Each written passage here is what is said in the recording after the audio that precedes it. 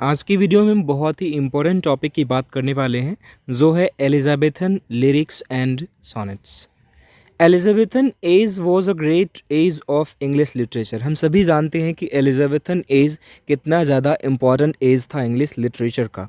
During this time, इस समय poetry was a very common part of literature. Poetry जो है बहुत ही महत्वपूर्ण या सामान्य सा एक हिस्सा था साहित्य का। Educated people loved reading and writing poetry. जो शिक्षित वर्ग के लोग थे वो कविता लिखना भी पसंद कर रहे थे और साथ ही साथ पढ़ना भी। दिस इज़ द रीज़न, और यही कारण है that this age is known for the abundance of poetry, कि यह एज जो है पोइट्री की एक्सेसिवनेस या एबंडेंस यानी प्रचुरता के लिए जानी जाती है। There was not a single writer. ऐसा नहीं था कि कोई एक राइटर था इस एज में। दे वर इन नंबर्स, वे बहुत अधिक संख्या में थे।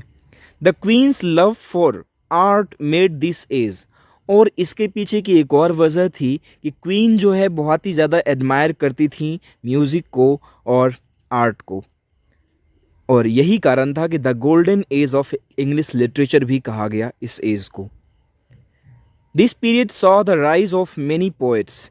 इस पीरियड ने बहुत सारे पोएट्स के उत्थान को या उसके ऊपर बढ़ने की प्रक्रिया को भी विटनेस किया। और during its time period from 1558 to 1603, और आप सभी जानते हैं कि ये एज जो है क्वीन एलिजाबेथ के रेन पीरियड या शासनकाल के दौरान ही इसको माना जाता है। ये 1558 से लेकर 1603 तक था। दीज पोइट्स इंक्लूडेड, अब हम उन कुछ पोइट्स की बात कर लें तो उनमें हैं Christopher Marlowe, Ben Jonson, Edmund Spenser, sir Philip Sidney, William Shakespeare and the queen Elizabeth herself. और ये ताज्जुब वाली बात है कि एलिजाबेथ खुद ही एक राइटर रही थी, एक पोइट रही थी। The poetry of this age had many features, और इस एज की जो पोइट्री थी उसके बहुत सारे फीचर्स थे। उनमें से कुछ मैंने यहाँ पर मेंशन किया हुआ है कि पहली बात तो ये कि सोनेट फॉर्म में लिखा जा रहा था। दूसरी बात कि ब्लैंक वर्स में भी लिखा गया बहुत सारा पोइट्री इस एज का। The use of classical material, और क्लासिकल मटेरियल को भी बहुत ही ज़्यादा यूज़ किया गया। यानी कह सकते हैं कि बहुत सारे ऐसे पोइट्स थे जो क्लासिकल वे में या जो एंशियंट वे था उस तरीके को फॉलो करते हुए लिख रहे थे, और बहुत सारे राइटर ऐसे भी थे जो कि मॉडर्न वे में उनमें बहुत सारे चेंजेस करके लिख रहे थे। तो आइए आगे बढ़ते हैं। If we consider the literary point of view, यदि हम इस एज को लिटरेचर के पॉइंट ऑफ व्यू से देखें, this age actually began in 1579। यह एज वास्तव में 1579 में शुरू हुई। The credit of borrowing the sonnet form goes to sir Thomas Wyatt. अब ये एक नाम मैं आपके सामने आपको बहुत ही ज़्यादा आपको इम्पोर्टेंस बताना चाहूँगा इस नाम का, क्योंकि यही वो इंसान थे जिन्होंने कह सकते हैं कि पोइट्री फॉर्म में सोनेट को अडॉप्ट किया। अब सोनेट आप सभी जानते हो कि सोनेट इंग्लैंड से इसका उदय नहीं हुआ है, राइज नहीं हुआ है। ये पहले इटली में लिखा जाता था, और ये खुद सोनेट शब्द जो है सोनेटो से बना हुआ है, जो कि इटालियन टर्म है जिसका मतलब सॉन्ग होता है या बैलड होता है। तो वास्तव में सर थॉमस वायाट जो है ऐसे पोएट थे जिन्होंने सोनेट फॉर्म को बोरो किया, यानी इंग्लैंड में भी या इंग्लिश भाषा में भी जो है सोनेट को लिखना शुरू किया। लेटर, बाद में, it was transformed into English sonnet, और बाद में आप सभी जानते हो कि सोनेट को किस तरह से बहुत सारे टाइप्स में बांटा गया, और उसमें से आप कुछ नाम जानते होंगे शायद। पेट्रार्कन सोनेट जो कि ओल्ड मेथड है या एज यूजुअल जैसा वो था वैसे ही लिखा गया। फिर शेक्सपियरियन सोनेट या इंग्लिश सोनेट जो कि एक ट्रांसफॉर्म्ड फॉर्म था इसका, और भी सारे सोनेट थे। स्पेंसरियन सोनेट था, है ना। चलिए हम फिलहाल आगे बढ़ते हैं। ये किस तरह से फिर जो है बाद में ये चेंज हो गया इंग्लिश सोनेट में, और ये इसका क्रेडिट कह सकते हैं, हालांकि शेक्सपियर ने ये नहीं किया हुआ था, लेकिन इसको पॉपुलराइज जो किया था वो शेक्सपियर ने किया था। और इसकी यदि आप डिटेल्स जानकारी चाहते हैं तो सोनेट पे भी एक वीडियो बनी हुई है। The first blank verse poetry was written by the Earl of Surrey. अब देखिए यहाँ पर बच्चों कि ये भी इम्पॉर्टेंट ऑब्जेक्टिव भी हो सकता है आपका कि ब्लैंक वर्स में जो पहली पोइट्री लिखी गई थी वो द अर्ल ऑफ सरी के द्वारा लिखी गई थी इन अबाउट 1540, 1540 ईस्वी के आसपास। Sir Philip Sidney was also one of the finest lyricist of this age, और जो सर फिलिप सिडनी थे वो भी इस एज के वन ऑफ द फाइनेस्ट लिरिसिस्ट्स में गिने जाते थे। और कुछ बात मैंने यहाँ पर ऐड करी थी बाद में, जिसको मैं यहाँ पर मेंशन करना चाहूँगा, ऑब्जेक्टिव के पॉइंट ऑफ व्यू से भी ये इंपॉर्टेंट होगा कि the beginning of the poetry of this age is considered. इस एज की पोइट्री वाले एज की यदि कहें शुरुआत जो हुई वो इस एज के शुरू होने के थोड़े पहले से भी कह सकते हैं, जो कि टोटल्स मिसलेनी। अब ये एक बुक थी जिसमें कि बहुत सारे ऑथर्स के पोएम्स को पब्लिश कराया गया था और ये 1557 में ये पब्लिश हुए थे। कई जगह डेट आपको 1556 भी मिलता है, बट आई थिंक 1557 ही ये एक्चुअल डेट है। आगे बढ़ें, Edmund Spenser was also a famous poet of this age. Edmund Spenser भी काफ़ी फेमस रहे थे इस दौरान। हिज उनकी एक कविता है द सैफर्ड्स कैलेंडर जो कि 1579 में पब्लिश हुई थी, और दूसरी द फेरी क्वीन जो कि 1590 में। ये दोनों बहुत ही ज़्यादा ग्रेटेस्ट वर्क्स में जो है, यानी कह सकते हैं बहुत ही ज़्यादा इंपॉर्टेंस की वर्क को माना जाता है। अब हम आगे बढ़ें। If we consider William Shakespeare a poet, यदि हम विलियम शेक्सपियर को पोएट के तौर पर कंसिडर करें, अब कहेंगे ऐसा क्या मैं खास कह रहा हूँ, तो आपको मैं बता दूं कि आप सभी जानते भी हों शायद कि विलियम शेक्सपियर को पोएट से ज़्यादा as a dramatist, as a playwright regard किया जाता है। यही कारण है कि पोएट के तौर पर उनकी इमेज कुछ खास नहीं है। लेकिन मैं बता दूं कि यदि हम पोएट के तौर पर भी देखें, पोएट के पॉइंट ऑफ व्यू से भी देखें, तो वो एक बहुत ही ज़्यादा मंझे हुए पोएट थे, है ना। It will not be inappropriate to say that, यह कहना कुछ अनुपयुक्त नहीं होगा कि he was also a great poet, कि वो एक महान पोएट भी थे। ग्रामेटिस्ट के तौर पर तो सभी उसको जानते ही हैं। This is the reason that he is known as the first national poet of England, और यही कारण है कि इंग्लैंड के नेशनल पोएट के तौर पर, इंग्लैंड के फर्स्ट नेशनल पोएट के तौर पर उन्हें ही जाना जाता है। He is also given the title of the bard of Avon, bard of Avon भी कहा जाता है, या सिंपली हम उसको बार्ड भी कहते हैं शेक्सपियर को। There is not a single poet who can be compared to him, कोई एक ऐसा पोएट नहीं जिसकी हम तुलना उनसे कर सकें। ही रोट 154 सॉनेट्स, हालांकि ये नंबर्स कहीं पर कम वो बेस दिखेंगे आपको, लेकिन बात करें तो इन्होंने 37 प्लेज लिखे थे, कहीं पर 38 भी रहता है, और 154 सॉनेट्स इन्होंने लिखा था overall in his entire career, अपने पूरे ही करियर में। ऑन हिज सॉनेट्स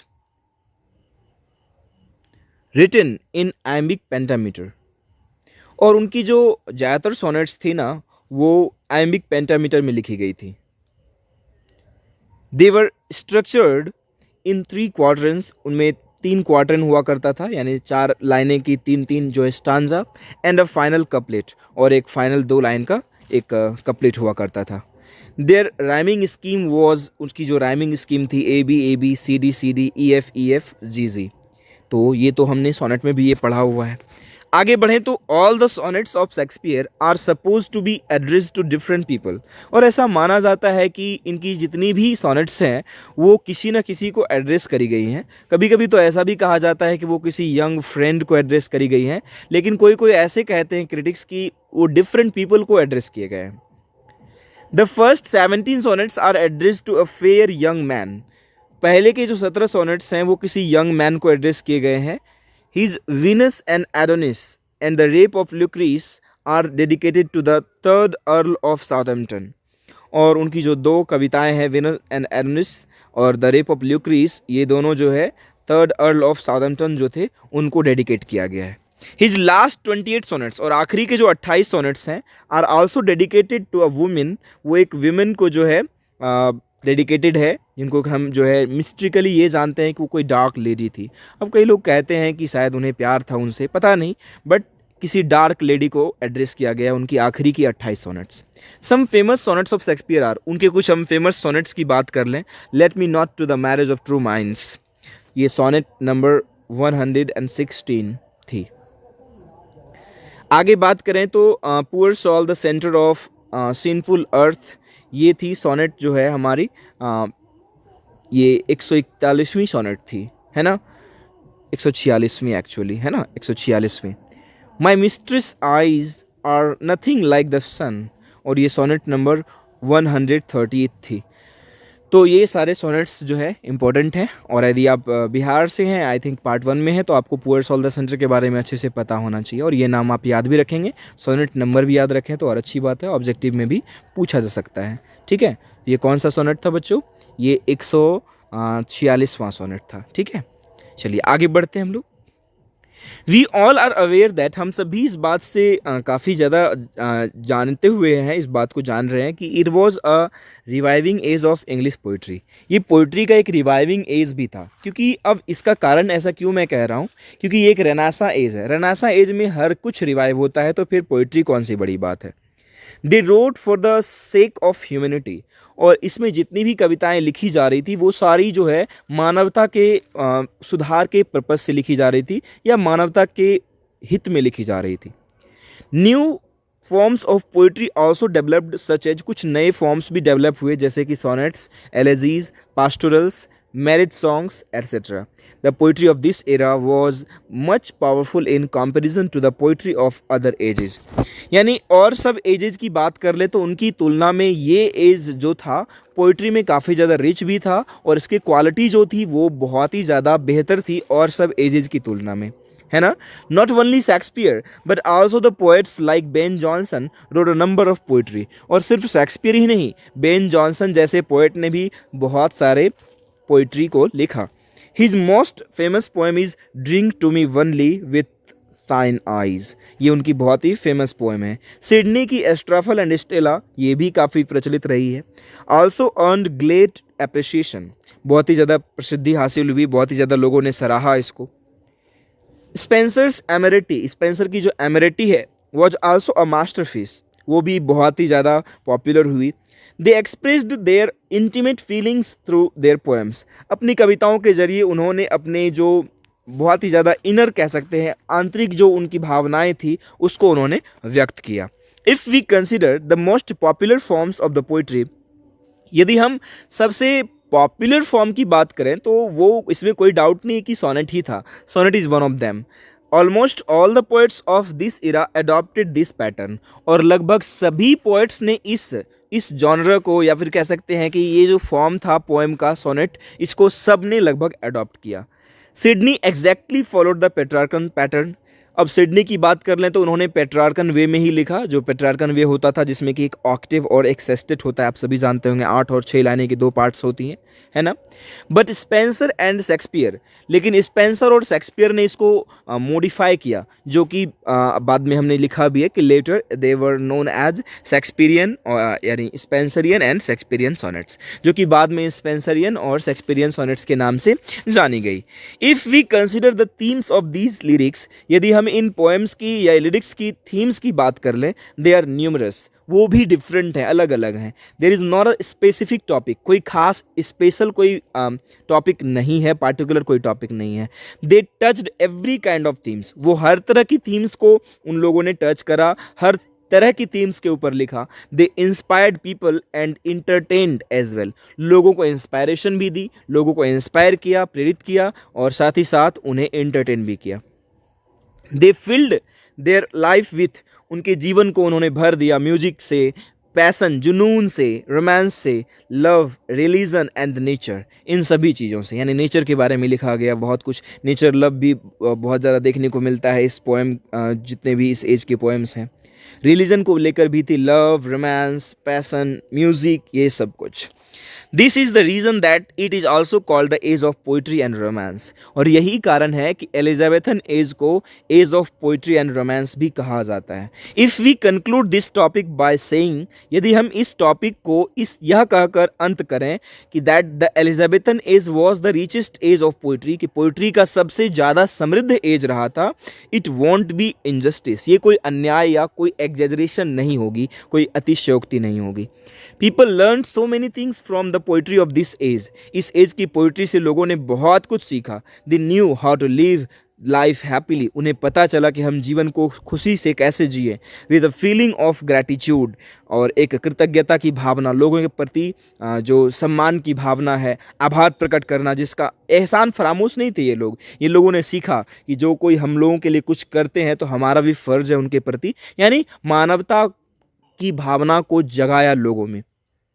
ब्रदरहुड भाईचारे की भावनाओं को भी, एंड ह्यूमैनिटी और मानवता भी जागृत करी। दे डिस्क्राइब्ड एवरीथिंग विच इंक्लूडेड, उन लोगों ने इन चीज़ों को डिस्क्राइब किया जिसमें क्या क्या आता था, द चार्म ऑफ नेचर, प्रकृति की सुंदरता, द फीलिंग्स ऑफ लव, प्रेम की भावनाएं, विदाउट गेटिंग इट बैक, ये सबसे बेस्ट फीलिंग होता है। एक तरह से हम इसको वन साइडेड लव भी कहते हैं, जो कि हम किसी से प्रेम तो करते हैं लेकिन हम गेट बैक यानी रिटर्न नहीं चाहते, वो वापस नहीं चाहते उनसे। तो ये कहीं ना कहीं बेस्ट काइंड ऑफ जो है, इसको हम अफेक्शन भी कह सकते हैं, स्नेह कहते हैं, जैसा प्यार माँ बाप का होता है कि वो रिटर्न हमसे कुछ नहीं चाहते, वो बस निस्वार्थ होकर, सेल्फलेस होकर हमसे प्यार करते हैं, है ना। And the ideal state of love, और प्रेम का आदर्श जो है, आदर्श स्थिति यही है। एंड ह्यूमैनिटी एज वेल ऑज, और साथ ही साथ मानवता भी इसी में है कि यदि हम किसी के लिए कुछ कर रहे हैं तो हमें ये उम्मीद नहीं रखना चाहिए कि वो इंसान भी हमारे लिए कुछ करेगा, और यदि हम ये सोचकर करने लगें किसी के लिए कुछ कि वो भी हमारे लिए वापस करेगा, तो शायद कहीं ना कहीं हम मानवता से बहुत दूर हैं, हम मानवता की विचारधारा से सहमत नहीं हैं। देयरफॉर, इसीलिए this age can be called the wealthiest age of English literature, और इस कारण से इस एज को हम कह सकते हैं कि ये wealthiest age of English literature है। पॉइंट ऑफ व्यू यदि माने तो ये लिटरेचर के पॉइंट ऑफ व्यू से, और लिटरेचर में तो क्या, तो पोइट्री हो गया, यहाँ पर चूंकि हम पोइट्री की बात कर रहे हैं, लिरिक्स की बात कर रहे हैं, वो तो है ही, साथ ही साथ आप जानते हैं कि प्लेज में भी ये कितना ज़्यादा रिच था।